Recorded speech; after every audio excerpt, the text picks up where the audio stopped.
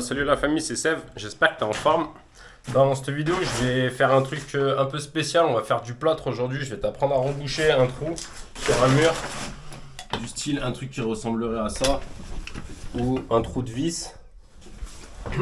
On va reprendre des parties de mur comme ça, tu vois, un petit peu défoncées. Je sais pas si ça se voit super bien en vidéo. Voilà, en tout cas le mur, il y a des petits creux, des petites fissures, voilà, ce genre de fissures à des endroits. On va aussi reprendre le cadre de la fenêtre. En fait, c'est une fenêtre que je viens de poser. Donc là, petite histoire, il y a du polystyrène dessous, il y a de la map. La map, c'est une sorte de truc qui ressemble à du plâtre.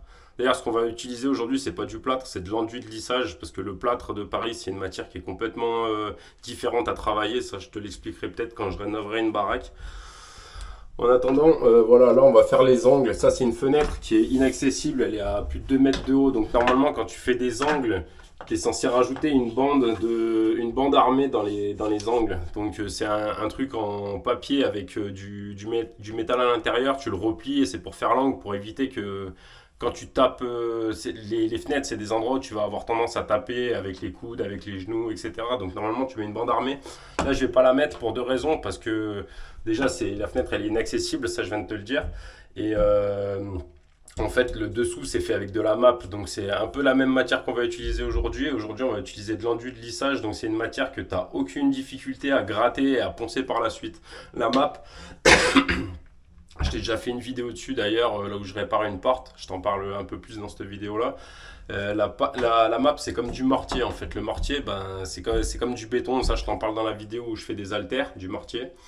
En attendant, là, on va utiliser un truc qui est quand même facile à poncer. Donc, le premier truc à faire déjà, c'est de nettoyer tes surfaces, de ne pas avoir des morceaux qui dépassent de ce que tu as fait avant, tu vois. En fait, là, avant de commencer, tu as deux solutions. C'est où tu prends ça, où tu prends cet outil-là et tu viens gratter ton mur.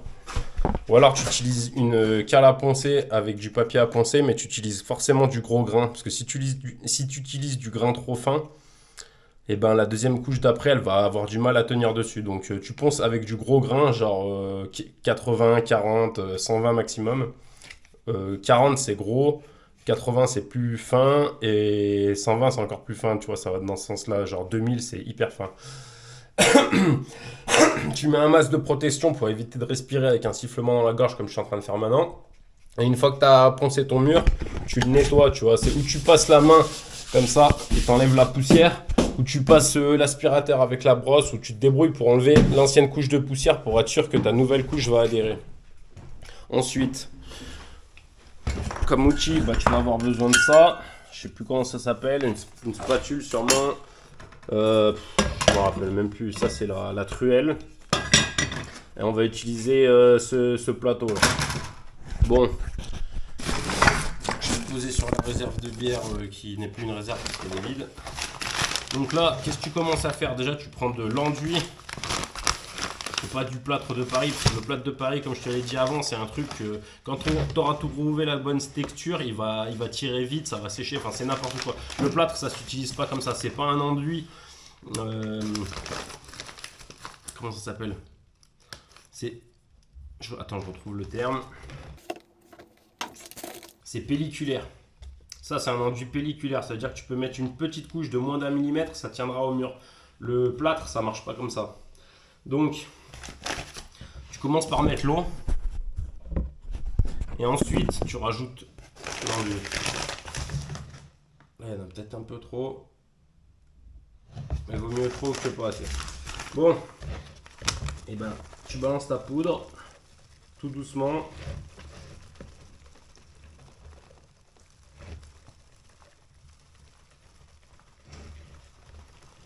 Voilà, comme ça. Tant que tu as de l'eau qui remonte en surface, c'est que tu n'as pas atteint la bonne texture. C'est assez facile à doser. Voilà, là il y a encore un peu d'eau en surface. Je vais le laisser à cette texture parce que je veux qu'il soit liquide. Quand tu passes les premières couches, tu peux le faire un peu plus épais, tu vois. Et à la fin, tu fais un peu plus liquide pour bien le tirer.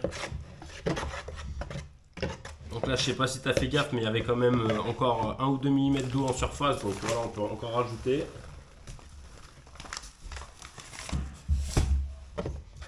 Ça, c'est comme la map, comme le mortier. En gros, à partir du moment où tu as fait ton mélange, il n'y aura pas de différence dans le temps. Le plâtre, comme je te l'ai dit, il va falloir que tu le fasses beaucoup plus liquide et ensuite il va tirer. Enfin, donc là, on a directement la bonne texture, ça va pas bouger. Tu as à peu près 1 heure avant que ça commence à tirer.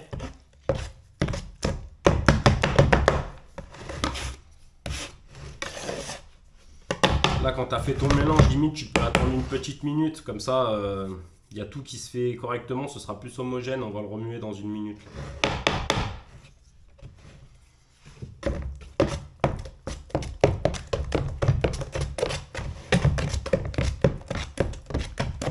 Plus tu le remues, plus tu vas faire rentrer de l'air et plus il va avoir tendance à tirer. Voilà, tu as une bonne texture. Il est quand même pas mal liquide là. Tu vois, il tient à peu près. Allez, go, je te fous sur ma tronche.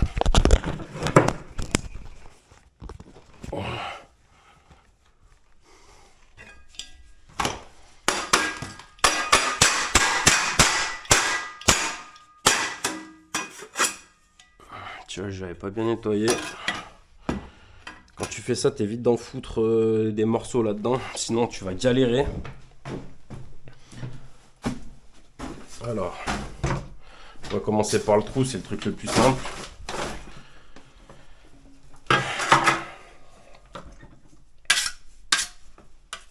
T'en prends un peu.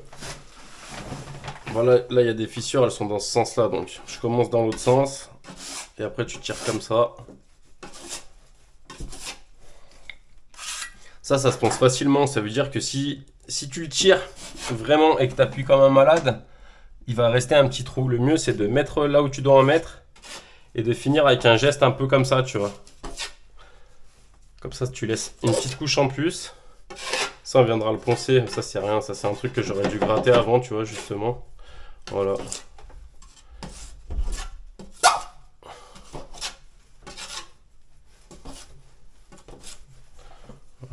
Petit surplus. Là, tu peux gratter les bords. Ce que je fais, c'est que quand j'appuie, si je m'appuie en visant cette partie, et ben ma lame, elle va se relever de ce côté-là. Ça veut dire que je peux racler là-bas. Comment dire? Là, c'est la partie que je dois laisser. Et ben je vais m'appuyer sur cette partie en faisant le tour. Ça veut dire que j'enlève ce qu'il y a autour.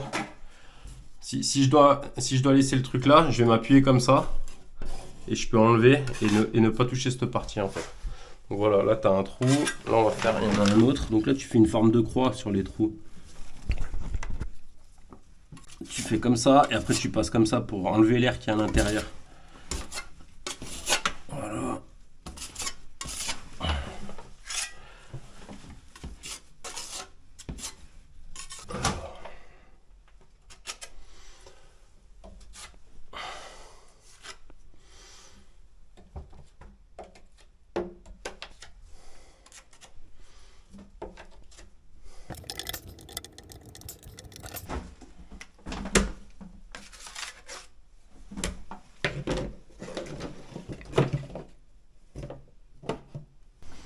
Donc là j'en ai foutu à l'intérieur, en fait tu avais un trou là tout le long en bas.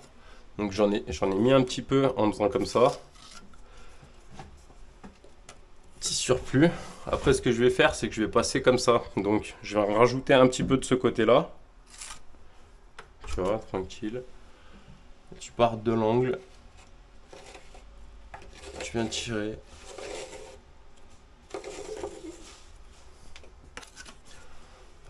Pareil avec cette partie là. Le mieux quand tu débutes, c'est que tu commences par faire la partie du haut, tu fais la partie du bas, tu attends que ça sèche et tu fais les côtés par la suite. Et ensuite, tu viens faire les parties comme ça, tu vois. Et après, quand tu as de l'expérience, tu peux tirer directement. Tu vas mettre du produit là, là. Et après, tu peux faire une espèce de micmac comme ça où tu tires les deux en même temps. Mais bon, pour commencer, je te conseillerais de faire plutôt ça. Tu fais en 2 étapes, en 4 étapes même. Tu fais cette partie là et cette partie là Le lendemain, quand c'est sec, tu fais cette partie-là et cette partie-là. Le surlendemain, tu fais cette partie-là et cette partie-là. Et ensuite celle-là et celle-là. Et t'es tranquille. Comme d'hab, à chaque fois, entre deux couches, si tu as besoin de repasser, là j'avais déjà passé une couche, bah, c'était de la map, mais on s'en fout. Si ça avait été du plâtre, bah, là tu vois que c'est dégueulasse. Donc qu'est-ce que tu fais le lendemain? Tu viens frotter tes blocs qui te gênent, parce que là s'il y a une boule, quand tu vas passer, ça va t'empêcher d'être lisse. Donc tu viens gratter ça à la spatule ou alors tu fais à la ponceuse, comme je t'ai expliqué au début. Et voilà, au fur et à mesure, tu laisses un petit surplus comme je t'ai montré là-bas sur le trou. À la fin, tu viendras poncer, mais avec du vraiment fin, genre du 2000. Et à ce moment-là, tu peux commencer la peinture. Allez, des big up la famille. Moi, je suis encore sur le chantier. Je te montrerai peut-être des tutos peinture justement, parce que c'est ce qui va arriver après. Donc voilà, allez, la bise la famille. Voilà, petit dernier truc, c'est que le mieux est l'ennemi du bien. Donc quand tu vois que tu as fait un truc à peu près bien, tu le laisses comme ça, tu reviendras le lendemain. N'essaye pas de faire la perfection, sinon à chaque fois tu vas devoir reprendre. Ça s'arrête jamais. Tranquille. En fait, tu gagneras moins de temps à faire en 2 fois qu'à essayer de tout faire parfait, parce que de toute manière, tu devras tout le temps repasser. Hop. Tu vois, là, c'est bien de la merde. Aussi, il y a un truc qui peut t'arriver, c'est que tu as des cailloux ou des merdes qui se mettent là. Et du coup, à chaque fois que tu vas tirer, ça va te faire n'importe quoi. Bah, juste, tu l'enlèves et tu recommences. Tu vois, comme là, ça ferait un peu. Là, il devait y avoir un truc de merde. C'est pour ça que ce que je t'ai dit au début, là, quand tu grattes tes outils et tout, t'essayes de pas faire tomber des cailloux, des trucs qui vont te faire chier par la suite dedans. Voilà, tu vois, là c'est pas mal. Là, il y avait un petit caillou, tu vois. Donc, tu l'enlèves.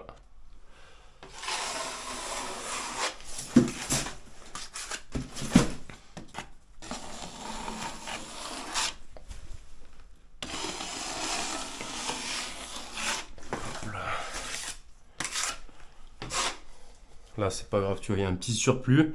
Vaut mieux qu'il y en ait plus que pas assez. Donc là, on est quasiment bon. Je vais te remontrer le geste dont je te parlais au début, là, où je te dis d'appuyer sur un côté. Tu vois, par exemple, je vais enlever ça. Je veux pas toucher à ça. Donc ce que je vais faire, c'est que je vais m'appuyer comme ça. Ça va donner une forme un petit peu arrondie au truc. Et là, je viens récupérer en fait ma matière sans me rapprocher de ça. Ça, je peux le laisser, tu vois. Il y a un peu trop, il y a un tout petit peu trop ici, mais je vais le laisser quand même. Et là, de ce côté, c'est pareil. Bon, on va le faire avec ça, c'est plus évident. Tu vois, là, je m'appuie là, en fait, sur le côté, ce qui fait que ça ouvre ici. Donc là, je vais récupérer ma matière que j'ai mise en trop. Hop. Voilà, j'ai récupéré sans toucher à la partie qui est là, en fait. Toujours la même chose, vaut mieux trop que pas assez. Là, il y a un trou qui s'est créé, je rajoute un peu dessus. C'est pas grave, je viendrai poncer par la suite. Et voilà, impeccable, hein. Bon, j'espère que le tuto t'a plu, que tu avances dans tes travaux, que tu n'écoutes pas les gens qui disent que tu n'y arriveras pas dans la vie.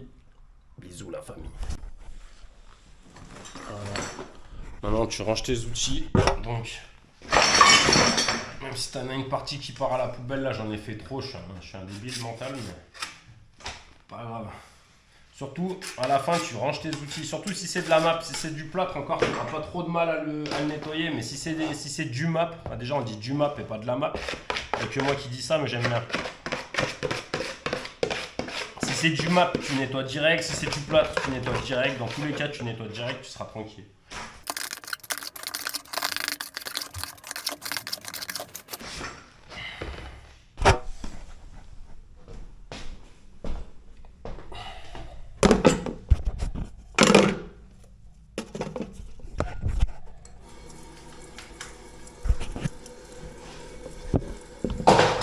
Ça, si je peux te conseiller, tu prends la paille de fer pour nettoyer à la fin. C'est bien.